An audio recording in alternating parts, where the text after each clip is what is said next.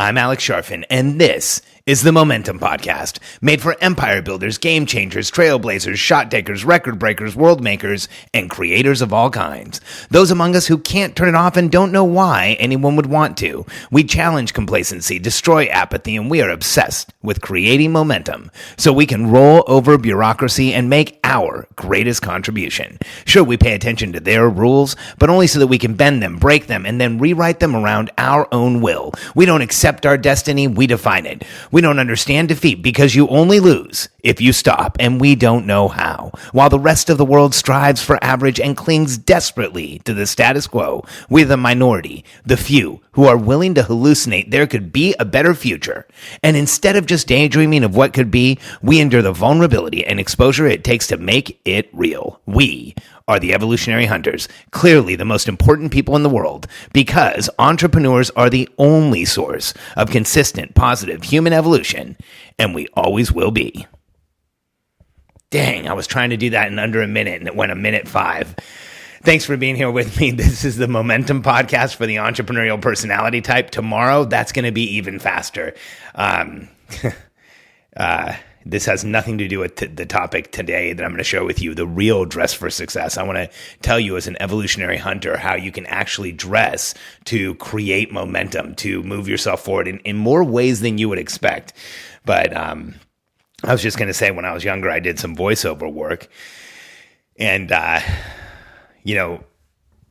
little did I know, spending time being paid by the hour, standing in a telephone booth and reading local advertising in South Florida would ever come in handy. But I think it is tremendous for doing a podcast because, I had to learn how to do intonation. I had to learn how to convey a feeling. And so, if you're into giving feedback, definitely let me know what you think of the manifesto, and I'd love to get your input and see if you think it's too long or any of that stuff. I'd definitely let us know. Just go to Facebook and go to my group, The Optimized Entrepreneur, and we take any feedback you want to give us for this podcast in that group, or you can send us a message and let us know what you think, because we are actively collecting information to understand how we can make the podcast better and what you'd like to hear. So for tonight, I want to talk about a topic that I think so many people don't talk about, because today there's this impression in the world that we all have to create an image of some sort. And the real dress for success, like the title of this podcast is what is going to make you comfortable. Here's why. We are evolutionary hunters. We're sensitive. That doesn't mean that you cry, but you're sensitive like a hunter, like an evolutionary hunter would be. You're hyper aware of your surroundings. You feel more than most people do. You see and observe more than most people do. These characteristics have kept us alive. As evolutionary hunters, the ability to have that sensitivity, to be able to see around corners, to know the conversation that was just going on, not the one that's going on now. Like when you walk into a room, to be able to tell the tone of the room. All of those sensitivities are what create insane levels of success for us.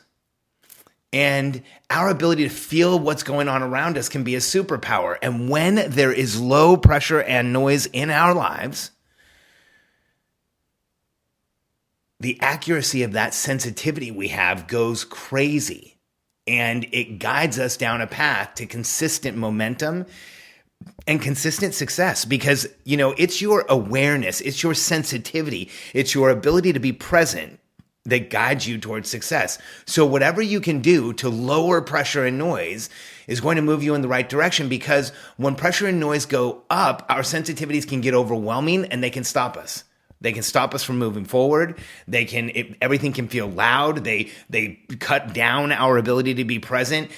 For a lot of people like us, we start getting sick. We start feeling physically fatigued. We start feeling exhausted. We have trouble making decisions. We have trouble doing what we should be doing. And so I do everything I can to help entrepreneurs lower pressure and noise. And one of the places I want you to consider is how you dress. And this is just for you to consider, because it took me forever to figure this out. But we wear clothes most of the time. And if your clothes are uncomfortable, there is a base level pressure and noise that is bothering you all the time. You just don't know it because it's never gone away. And I wore suits for most of my career. In fact, I started in Rick Lara's high school speech class when I was 13 years old. I wore a tie to school every day in high school. And I wore suits for years. And it wasn't until I got into my 30s that I started really feeling how uncomfortable I was. My feet just didn't feel good in dress shoes anymore. My suits always caused inflammation, and I had more awareness of it because I would wear a suit for the whole day and the neck would get tight. The suit didn't shrink over the course of the day. You got bigger. And that inflammation in the suit, like it only got, when I was wearing a t-shirt, the t-shirt didn't get tight. It was only when I was wearing a suit. And, I started realizing I didn't want to do that anymore. And there's a lot of things that have pointed to this for me in my career. Let me share a couple of anecdotes about clothes I just want to share how important this really is. Reagan, when she was probably 6 weeks or 8 weeks old, maybe she was a little bit older than that. Maybe it was a few months old. Sorry, it was a few months old because I'm thinking we had her in a little kid polo dress, and I probably shouldn't have used the brand name, but Katie's parents had sent us a little purple dress for her, and we were leaving the house one day, and we were attachment parents, so Reagan was with us all the time, and we were going to Katie's real estate office. She was buying and selling, we were buying and selling houses, but she was also one of the top agents in South Florida. She was selling a lot of our properties and other people's. And so we threw Reagan in this dress when she was asleep. She was sleeping when we were leaving. She was exhausted. She was a pretty good sleeper as a baby, so we could change her, and she was asleep. And so we left the house in this dress, and we drove down to Katie's real estate office, and Reagan was in a little car carrier, so we took her inside, and she was still asleep, and we put her up against a wall in a conference room, and we started working. And gosh, it kind of sounds bad that we put our kid up against a wall, but I remember she was up against the wall on the side of the conference room. But let's be honest, if you're a parent, you know what I'm talking about. You just put that car seat out of the way where nobody's going to kick it. And Reagan woke up, and within 20 seconds of waking up, started screaming, crying so loud that you would have thought we had done something, like we had bumped her head or something. And Katie took her out, and we checked her diaper. She was in this little dress, so we checked the diaper, changed the diaper. That didn't stop it. She was screaming. Katie tried to nurse her. I tried to walk her, and this was really weird because 100% of the time up until then, if Reagan was really upset and we did the things you're supposed to do, change her, see if she needs to eat, if I was willing to hold her and walk her, it would soothe her enough to stop her crying. But not this time. She just kept screaming, and it was kind of embarrassing. We'd had her up to the office a couple times before, but people in Katie's office were walking over and asking if we needed help. And we had no idea what it was, and we were really getting worried about it. And finally, I said, Katie, I don't think she's ever worn this dress before. Maybe it's the dress. And we pulled it off of her, and within 20 seconds, she had stopped crying, and she was looking at both of us what happened? And then 5 minutes later, giggling because she was the happiest baby ever. But I remember thinking holy cow, that's a baby who doesn't know whether they should put up with anything or tolerate anything or not. And I felt the inside of the dress, and it was super uncomfortable. There was big seams on it, and it was kind of sandpapery. I wouldn't have wanted to wear it. But in my career, I can't tell you how many times I've dressed in stuff where putting it on in the morning was uncomfortable, and then I had to let those feelings go away. That just means you achieve neuroattenuation, where most of your nerves are no longer telling you they're uncomfortable. They just stay uncomfortable. And seeing Reagan like that, opened my eyes, and I got a lot more committed to wearing stuff that I liked to wear. And there was another time in the company that Katie and I own now, we used to do a big event every year called Momentum, and we had just a rock star event team, some of the most talented people ever, and still some of the most talented people I've ever worked with. We Jules, Jordan, Anna, Nicole, they were awesome. And we did events better than companies with 5 times our people because we had them. And but there was this challenge, towards the end of the day each day, they'd have like a change of chemistry, like a change of mood. They'd show up excited about the events, and by the end of the day, like they would snap at people, I would snap at people, like we'd get complaints from people at the event. And then I realized one day when I walked in that all of them had pumps on, all of them had really high shoes. And so I passed this rule. I told them all because it was for insurance purposes, but I passed this rule that everyone had to wear flats and I started wearing the most comfortable shoes I could find. And that issue went away because anyone knows if you like, even as a guy, if you've worn boots all day or if you've worn constraining shoes all day, like your feet start hurting. And can you imagine wearing pumps, being at an event where you're probably walking more than 10 miles? Like our team was all over the place all the time. They were incredible. And the shoes were totally holding us back. We went to a flats policy and it got infinitely better.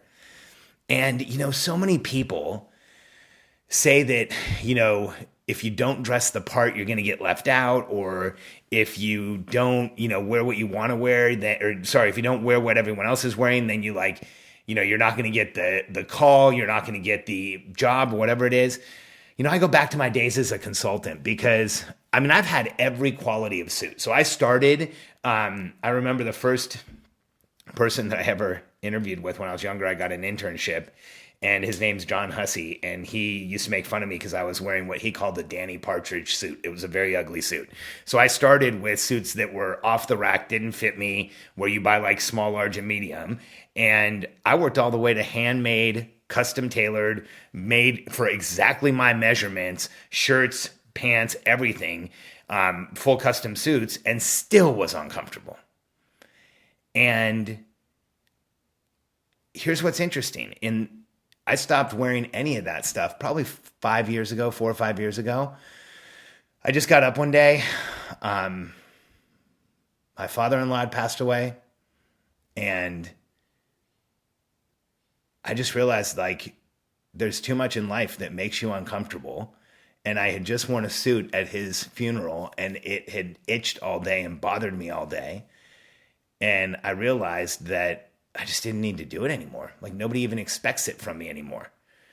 And so I stopped wearing suits completely. And, I wear the same shirts and pants pretty much every day. I just have a bunch of different pairs. And here's what's funny. When I started doing that, that's when people started really noticing me. Like I've been speaking for a long time, but when I started standing out because I dressed different, everybody started noticing. And I think back to my days as a consultant where I used to dress the part. Like I had the dark suits and the white shirt and the ties and, I looked like a consultant and my team dressed like consultants. And I think like, well, in that world, I tried to convince myself before this podcast that in that world you had to dress like everybody else to succeed. That's why I did it. But you know what? There was a guy who had a company that I competed with out of New York. His name was Norman Yohei, Yohei and Associates, and one of the smartest guys I've ever met in my life. And we would go to events together. We would see him, at industry things, or we would be in the same room sometimes consulting with the same company. And he always wore whatever he wanted. I remember one time we were at a Logitech meeting and it was first thing in the morning and the invitation had totally said business casual, which means what you wear. You wear what you wear every day. As a consultant, that means wear your daily clothes without a tie. Or wear like nice pants and a shirt. And Norman Yohei showed up in running shorts and a t-shirt. And he excused himself by saying, "Hey, sorry, it's really nice out here. I think I'm going to walk around at the breaks." And nobody said anything. So even when I was a consultant, I wanted to like find the time in my life where I had to dress uncomfortably, and I didn't. I couldn't. And recently, we have a funny story. We had a contract with a large financial company. They actually did an event called Momentum, and they had me be their keynote speaker. And I had a 1-year contract with that organization to work with their clients from around the country. And we had done the deal, and it was all ready to go. And they sent over the final paperwork, and we were on the phone. And one of the people who was negotiating the deal said, "Hey guys, and we just wanted to let you know, we know Alex only wears a t-shirt, and we know he's spoken with, Tony Robbins and Robin Sharma, and Peter Diamandis and, this list of really accomplished people, and he wears a t-shirt. But, we're a financial company, so we've never had anyone in the history of our company on stage at any of our events in a t-shirt. And my immediate reply was, well, then I guess they'll probably remember me. And they dropped it. They were clearly moving towards, hey, you need to wear a suit. But, here's why I have completely shifted. And I have found a couple of dress shirts now that I like that are pretty comfortable. I shop like my kids. Reagan actually told me to share with you guys 2 rules she has. Shop with your hands, then with your eyes. So first feel it and make sure you love it, because then you're going to wear it. She's the smartest kid I've ever met. And if it doesn't stretch, I'm out. That's my daughter. I'm the same way. Everything I wear is stretchy. Everything I wear is comfortable, because I don't like constraint of any kind. And I don't think you do either. And today, as a consultant to some of the fastest growing companies in the country, like I'm working with a few of these that they have a chance at getting in the top 10 of the Inc. 500. Katie and I were number 21. But some of the guys I'm working with, they're going to beat us by a lot. And it's awesome. And, I'm a close advisor to them. And I take that really seriously and really personally. And my responsibility is to show up with the highest level of awareness, the highest level of empathy, and the highest level of vulnerability that I can for my clients. Because if I share with them my frameworks that I've used for years, they'll use them. But if I share with them with vulnerability where I've made mistakes and how these solve those mistakes, they use them passionately. They follow them like crazy. They don't question. But it takes me showing up with very low pressure and noise, because the higher the pressure and noise, the lower the vulnerability for people like us. And so my suggestion is you take a really good look at your clothes and think about whether you need to be dressing like you are, and if you're dressing for yourself or if you're dressing to show other people who you are. Because what's become really common today? People who spend a lot of money on clothes.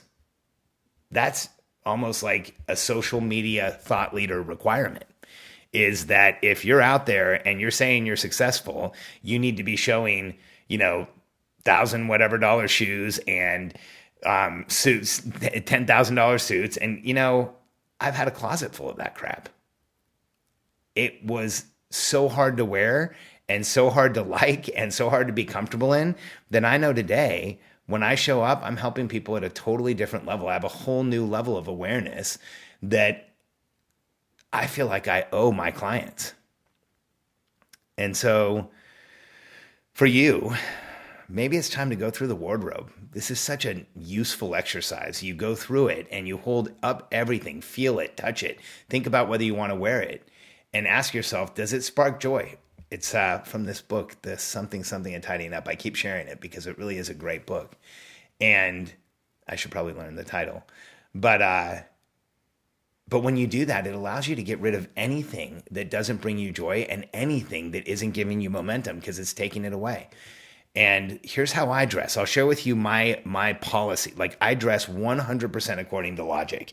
I want pants that are comfortable enough that I can squat in. I want shirts that don't bind or hold me back or make me feel uncomfortable in any way. And I want stuff that looks clean and purposeful. And I want the minimum amount of constraint. So as a result, I wear pretty much the same stuff all the time. And I've been invited on stage and behind the stage and to parties with and to the homes of some of the most successful people in the world right now.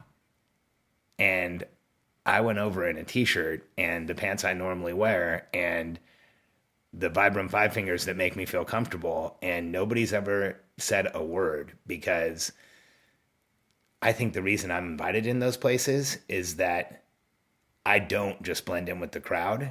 And a big part of that is being really who you are and showing up in what you want. I think there's a reason why Branson Signature is a really loose white cotton t-shirt that's wrinkled, because that's easy to wear.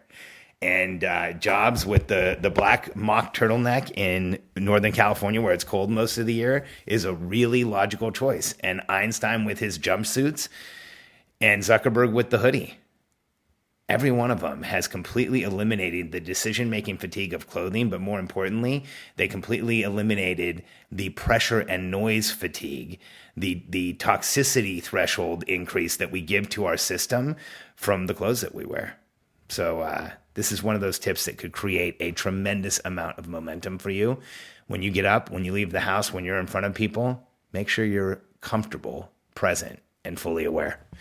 If you haven't yet, download a copy of my book, The Entrepreneurial Personality Type. It'll tell you more about yourself than anyone ever has. If you go to freemomentumbook.com, we have a mobile optimized download that you can read very easily on any phone. It takes about 45 minutes to get through it. But as so many people have told me, if you haven't read it yet, it may be the first time you truly understand exactly who you are. Thank you for being here with me tonight.